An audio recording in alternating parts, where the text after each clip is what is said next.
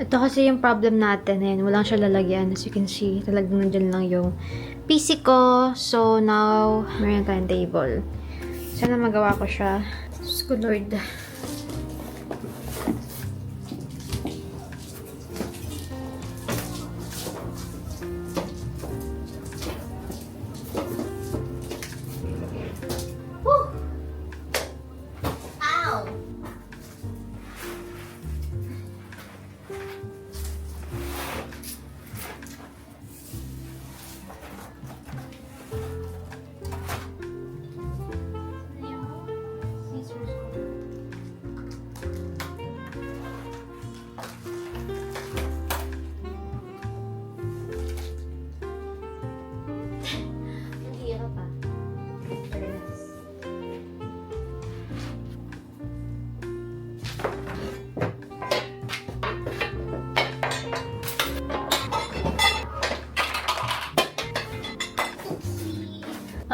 Gonna try my best na buuin to. Yung time-lapse ko na lang kasi makikinig ako sa songs. Baka mamaya makapiright ng person. Let's see how many minutes it will take me. So, it's 5:09 p.m. Let's see.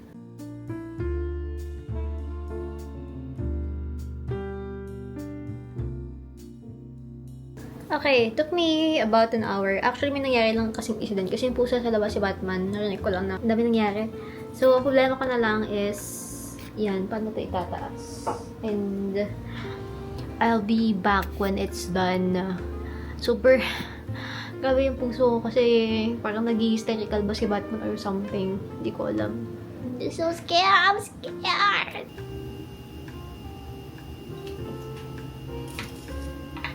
Wala, nalagay ko na. Ayan. It looks good! That looks good. So, now the problem is, kailangan ko na lang siyang same ng height, lahat.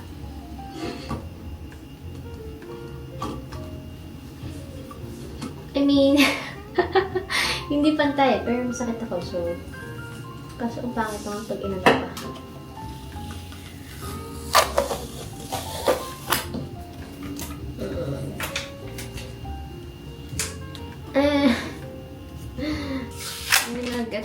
Ito na lang ibinigay siya lang extra. Hello, tumikit na siya.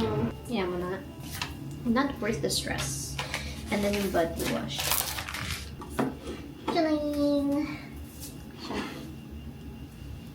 Cuties. I'm gonna put that in the CR. Ayan, dyan ko siya nalagay muna. I'll probably get rid of this kasi wala pang space sa box ko. Pero, ayan, diba? Ganda tignan. Looks put together. Hindi lang pantay. Wait. Ayan. Dun, dun, dun, dun. Ito siya. Hindi po ako manginginom. This is for mouthwash, actually. Nalagay ko yung mouthwash ko dito. At least, diba, parang magkaroon tayo ng konting extra moment sa ating bathroom. Malaki pala siya. Ayan. So, nalagay ko dito yung yung mouthwash ko. And, wala na akong panin lang kasi whiskey, ano to eh. Whiskey bottle at tawag na. So, ang extra lang ni ate girl.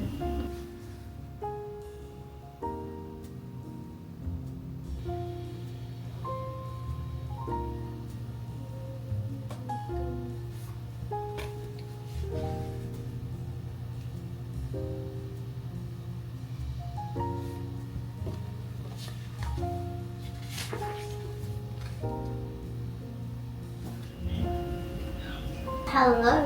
It's the next day. Kita niyo naman, ayun na yung table ko. If may narinig yung background noise, it's actually a monster naman right now. So, pinapanood ko lang ng a little bit. Nagkaroon talaga ako ng hyperfixation na ayusin yung bathroom natin. And then yung itsura niya. And I bought a lot of, hindi man a lot, for organizers na ganito. Which I'm very, very excited about. At lalagyan to ng cotton buds para magkakaroon ka na lang ng cotton buds dito and you can easily get one. And then, yung other naman is yung ito.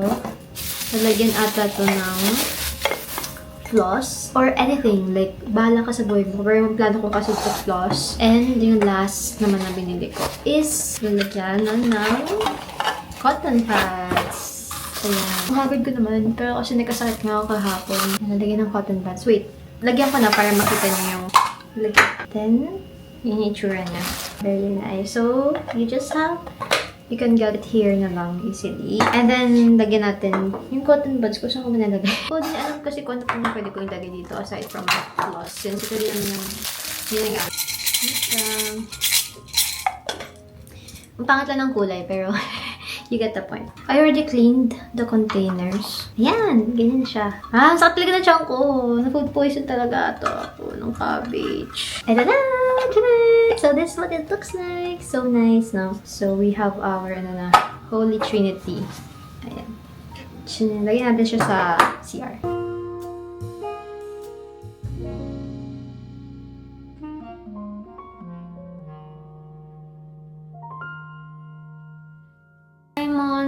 Last chapter na, and I already predicted what's gonna happen. The book, like 10% yun. Gets ko yung philosophy, gets ko yung ideas, yung gusto niya sabihin, yung authors. I-convey niya yung message na gusto niya i-convey. It's just like yung story itself, parang it's not something new, I guess. So, it's my last chapter. Let's see kung mariredeem na last chapter.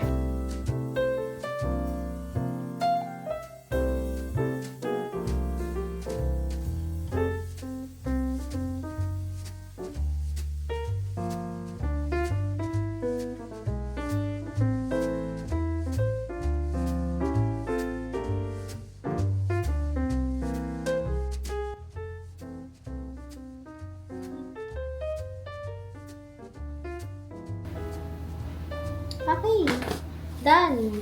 I'm done. Wow, this is a very fast read. I like the ending. I mean, like na parang hindi super naging miserable ending, I guess. I'll include it in my winter reads kahit wala namang winter sa Pinas. I wish na na-shock din ako, ganyan. Pero I think it's still a good read. I want to read her other works. It's a good start sa akin kasi kaya I think pinili ko kasi ito yung pinaka-famous niyang libro. So, it's always a good start to read a new author na yung i-read mo sa kanya is yung pinaka-famous niyang novel. So, now, I'm currently watching Emma's tournament kaso kakatapos lang kasi sobrang grabe. I wish I filmed myself pero kasi nanginginig talaga ako as in every single time na may lago siya talagang alam mo talagang hihimatayin. And ever since talaga, kaya ako binibring up yung ligaw kasi I already know what I'm getting into. Which is siya po ay isang esports player. So, I think it's one of those things that I like to talk about kasi isa siya sa mga unique experiences kasi not everyone is with a pro player. Right now, it's a do or die. Pag hindi sila nakapasok or nanalo dito sa game na to, hindi sila makakasama sa India. Talagang hindi ako makayang. Gusto ko din talaga siyang manalo kasi there's a lot of disadvantage din ng pro scene esports. And one of those is parang kung na isang talo ka lang tournament, parang may risk ka na maging unemployed ka. Pero sa esports, it's more unstable kasi hindi naman talaga sikat ang esports sa atin. Nakikita ko lang na hindi masyadong tinutulungan ng government body na yun. A lot of times, yung mga gumagawa ng group to join tournaments, they're doing it for free.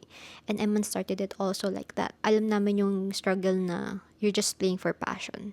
And I think that's why naiinis siguro ako na when there's a lot of rumors around na he's rich, ginawa ko lang daw kasi mayaman, ganyan. But like, oh my gosh, kung alam nyo lang. Like ko sasabi sa kanya, parang mas okay na yung ganun, yung slowly kang building yourself up rather than yung parang ando ko na agad sa taas tapos bilang slowly naman decline, diba? Fate has gotten us through many things, and the other day umiyak ako yung binasa ko on the beach kasi parang nisip ko bigla la umaya pa, what if bigla na lang matapos yung mundo nang hindi niya natutupad yung pangarap niya, hindi ko nakikita na natutupad yung pangarap niya. Parang sa akin kasi, I'm fine. Isa sa mga gusto kong pangarap is makita yung pangarap niyang matupad. Gusto ko talaga na ma-experience yun, makita siya. Na andun sa stage, hawak-hawak yung isang malaking trophy na world champion. Alam mo yun? Yun yung gusto kong makita talaga. As in, there's always one person that's always gonna be better than you. And you have to work twice as hard as them. Kakauwi ko lang. Kasi natid ko si Emani. Although we have our separate apartments naman. And he's going away kasi mag-bootcamp na siya. May Quezon yata yun. So, super layo, diba? So, ang problema kapag nasa province ka, medyo province ka na, ang hirap makahanap ng Grab in drive. I hate driving. So, if I drive for you, alam mo nang super love kita kasi I hate ko yung driving. Like, I hate driving here. I think I'm just gonna prepare myself a bread with peanut butter lang for a quick breakfast. So, basically, I'll just over sa unit niya and doon ako magluluto. And I don't know kung kailan siya babalik. He doesn't even know also kasi parang may mga line-up na tournaments coming up. Plus sa kanya yung kasi since walang gagamit ng unit niya, walang masyadong kuryente and tubig siguro. Ikaw magiging all day andito lang ako sa apartment. Kasi ayoko mag-drive. ayoko nag-drive.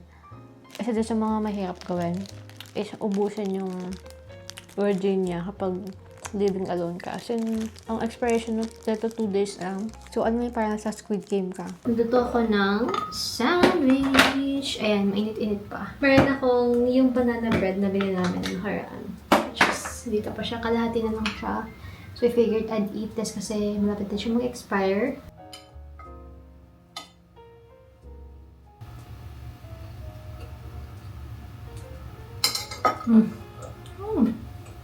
I love cheese. As in, hindi si cheese escudero, pero I love cheese.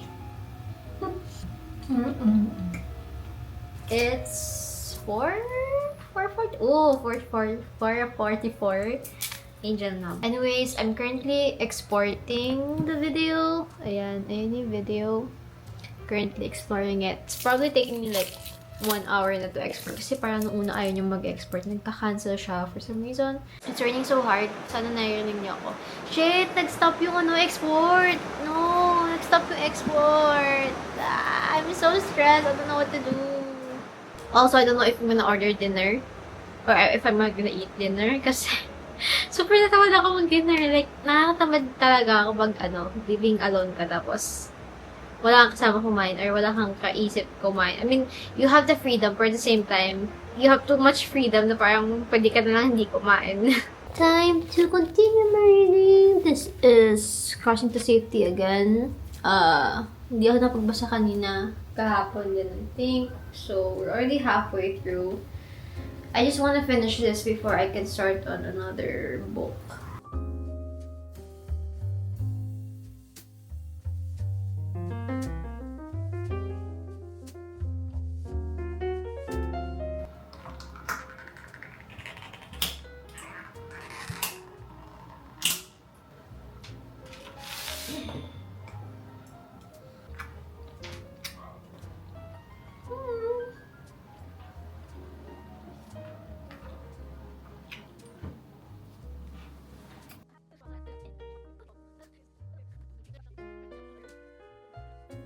Anyways, now that I've moved out, I think it's really important to speak your mind.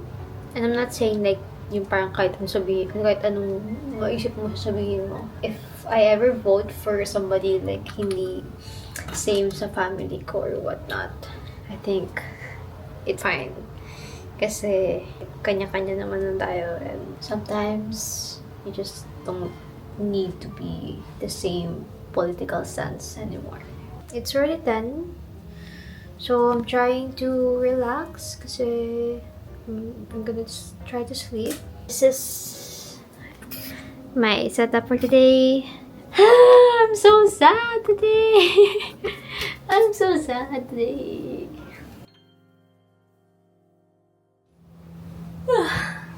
It's 7:43. Ayan. I'm very, very early. Actually, nagising ako nung 3 a.m. kagabi. Talaga ng pimple ko no? I decided to tumayo na kasi I'm gonna thaw the chicken legs kasi I'm gonna try to cook that up today. Ang ganda talaga nito. Itong binili ko sa Shopee kasi wala lang. Hindi pa yung protect yung mga utensils nyo. Like, hindi siya madumihan ganyan.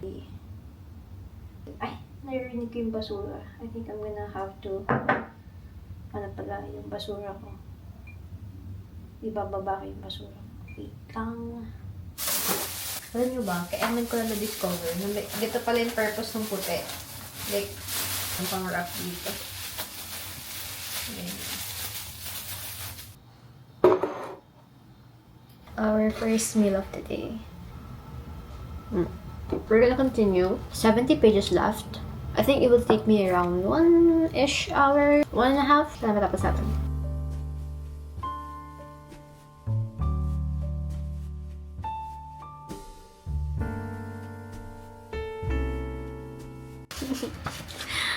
Matapos na ako, naiiyak ako. Pangit na paper ko pero. Kasi ito si Sid na nasasad ako. Your daughter, your sister, your friend all get to go with you. Your husband doesn't. Ewan ko ba bakit tayo ni Charity na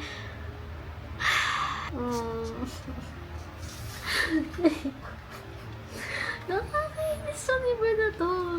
Talagang kilala mo na yung characters. Parang I wish I could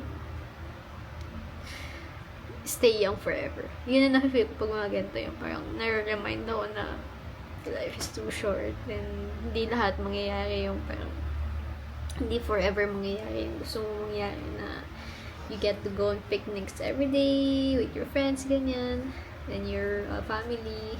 Why do you hate me? Am I handicapped or embarrassed? Am I troublesome? You have to invent errands to send me off on. I'm your husband. I have the right to be with you. It isn't as if you were going shopping or off a luncheon. Have you thought where you're going or where to be planning how to get me out of your? Have you thought what it means to exclude me? Nainis ako. Kainis si Charity. Chapter 4. Mabilis lang actually. Actually, I kinda get Charity sometimes. Siguro, it's really just about, like, hindi mo talaga magagets yung dynamics since they've been married for ilang years. Yeah, I do feel bad for Sid kasi he's getting shut out until the very last end. And I feel like, Charity is very unfair throughout this year. So, parang, siya na nga super nagtitito ng buhay ni Sid. At some point, dapat hinayaan mo na lang si Sid na gawin yung gusto niya. Ganyan. Dana!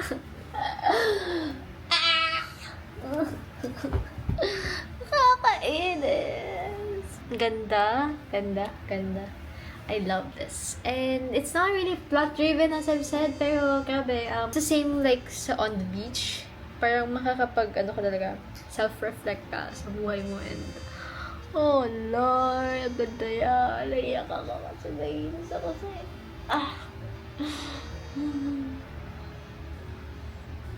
So, vacuum na lang ako. It's 9:33. Ayan. Now, we have my biryani in the oven kasi I'm warming it up. I don't have any microwave but I do have an oven toaster ata to. So, ayan. It works naman.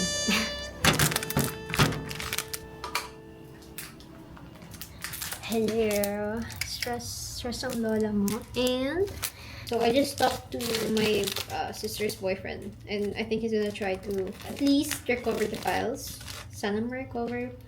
Not really sure. Kasi MacBook format kasi yun. But hopefully it will be recovered. Kasi at least maituloy ko lang yung edit na yun. I'm just so over it. I'm trying to wait for the sun to go down kasi I'm filming a TikTok video. Tapos parang realize kung pangit pala pag may ilaw sa likod. It's really the best flavor ever. As in, super. Love it. Laging blue hour dito, which I love. Super, it's giving twilight. As in ganyan talaga yung itsura niya sa real life, guys. Kung ano nakita nyo ngayon, na blue talaga. May badminton kami mamaya, na may mga sisters. So, I don't know kung susundin ba nila ako or what. Kasi, wala sa na choice.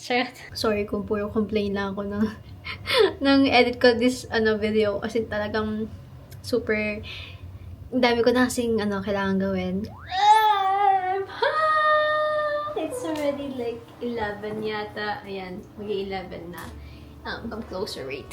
We just got back from the badminton sesh. 1 hour lang naman. Kumain kami sa labas. And, tuloy na ba tayong matutulog or relax? Kasi I'm thinking of reading small things like this. Kasi I've heard this is like a winter read. I don't know what this is about. Like, seriously, hindi ako nag-search masyado sa mga hypnosis. Alam niyo naman yan. So, I'm going into this blindly and it's very short. Have you seen the article na sabi, having a boyfriend is embarrassing na daw ngayon? Nakakaloka yung article na yun, but it's actually funny.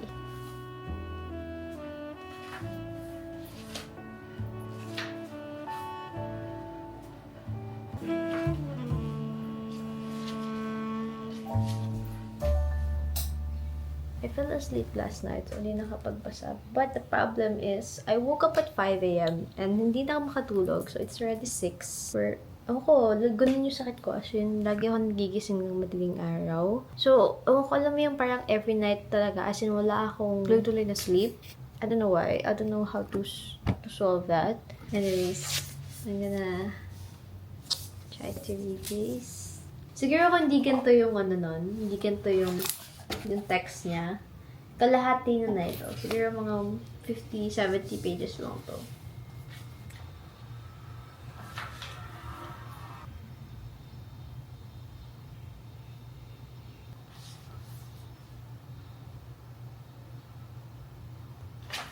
Sabi that nothing ever did happen again. To each was given days and chances which wouldn't come back around.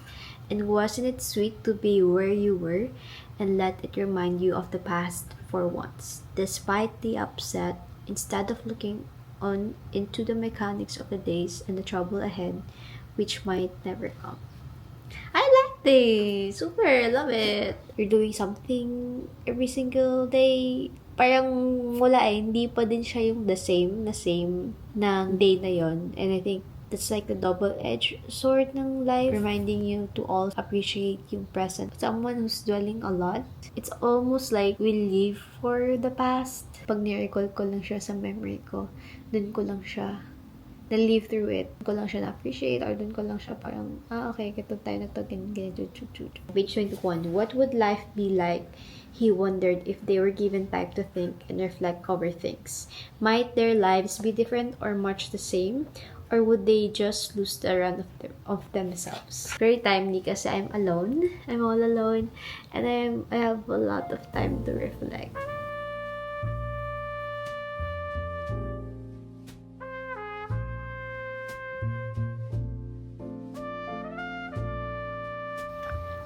Wow. I just finished small things like these. It surprised me.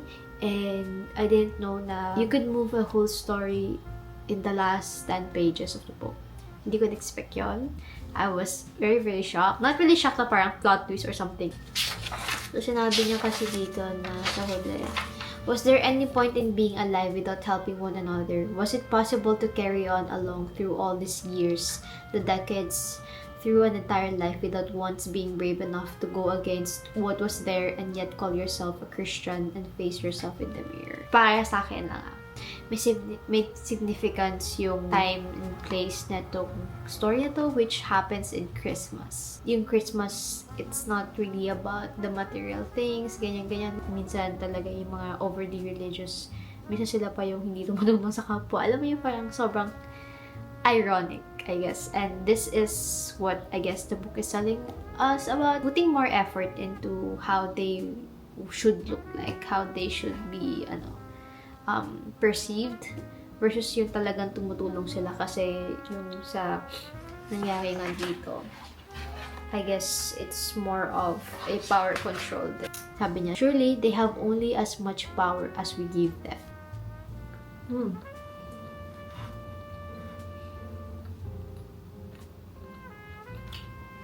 Thank you, Lord.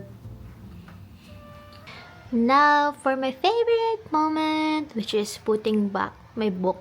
So, wala pa akong place sa kanya, but I'm thinking dito, kasi these are my, hindi naman contemporary, kasi may dubliners ako dyan, saka yung, I think Cat Scarlet, hindi naman din siyang classic. Ito din, contemporary. I think, ito naman classic, dalawang classic. So, ito pa pala ng Gambler. Pero, yun lang yung naisip kong ilalagyan ko sa kanya. Paglalagyan ko sa kanya kasi, so far, wala naman akong any lalagyan. I mean, actually, pwede dito eh. Pero,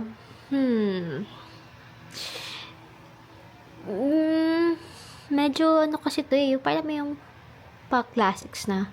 Although ko di siya classics. Pero, I mean, yung iba kasi to classics na talaga eh. I mean, most of it, they're classics. So, even these. So, ayan. I love it. May corners growing na dyan. Oh, look at this. My mini book that I bought in Japan. Super love. Pag nagkakaroon ako ng time, talagang ginaganto ko siya, nilalaro ko siya kasi super.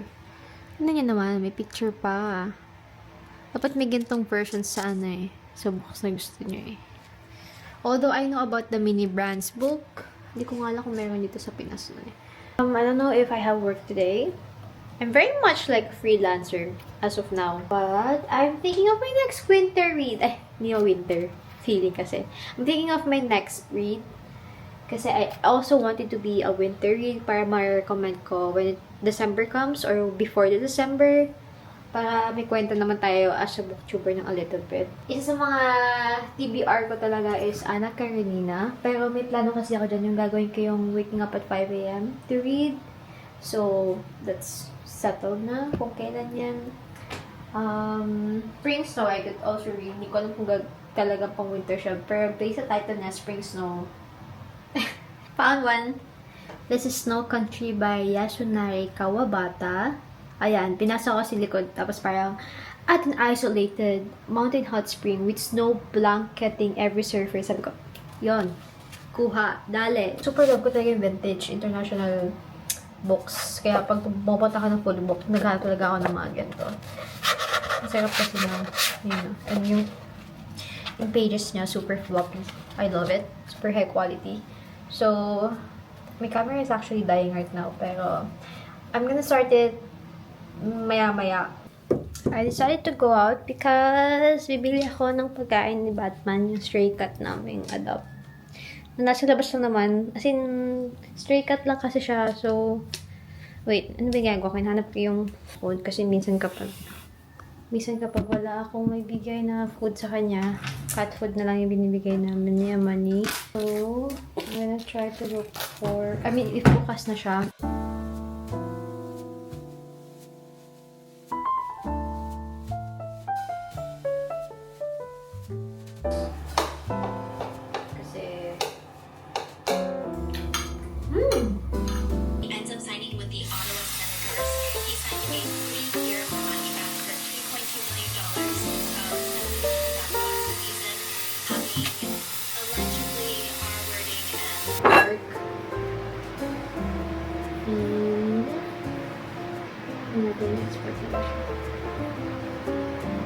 Welcome, hello friends. Let me reintroduce myself when I get ready. It's now 5:39 p.m.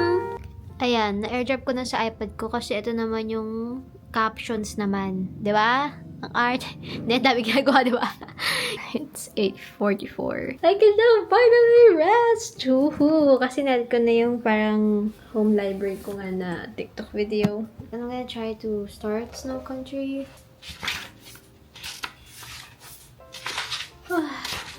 Part 1.